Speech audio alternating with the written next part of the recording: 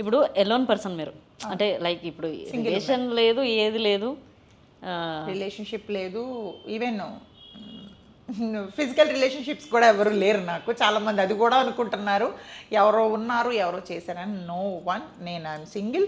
నా ఫోన్లు కావాలంటే 2 రోజులు నీ దగ్గరే పెడతాను, ఎవరన్నా ఫోన్ చేస్తారేమో చూడు.